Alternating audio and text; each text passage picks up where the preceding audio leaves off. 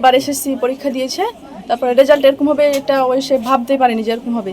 এরকম হয়েছে, তারপর সে হচ্ছে আত্মহত্যা করেছে আর কি। রেজাল্টটা একটু এই মেয়েটার নাম হচ্ছে তরিকা। আমাদের স্কুলে পড়তো, আমরা একসাথে পড়তাম। পরে এক ক্লাস সিনিয়র ছিলাম আমরা।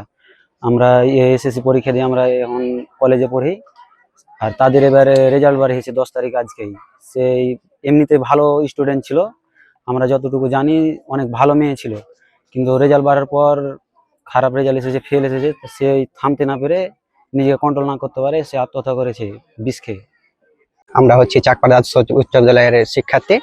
আমরা এই বছর এসএসসি পরীক্ষা দিয়েছি। তার ভিতরে আমাদের সহপাঠী একজন, নাম মোহাম্মদ তরিকা খাতুন, তিনিও আমাদের সাথে পরীক্ষা দিয়েছে। তিনি মানে ছাত্রী হিসেবে অনেক ভালোই ছিলেন, কিন্তু একটা বিষয় তিনি ফেল করেন, সেটা ওই নিতে পারেনি তার জন্য মানে আত্মহত্যা করেছে।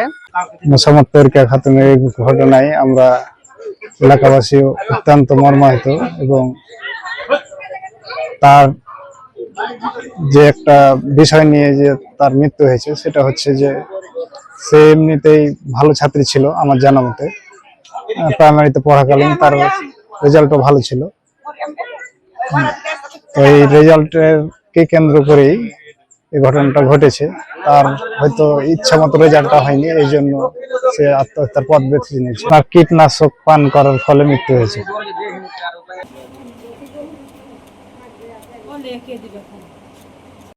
ছাত্র ভালো ছিল, একটা রেজাল্ট ইংরেজিতে খালি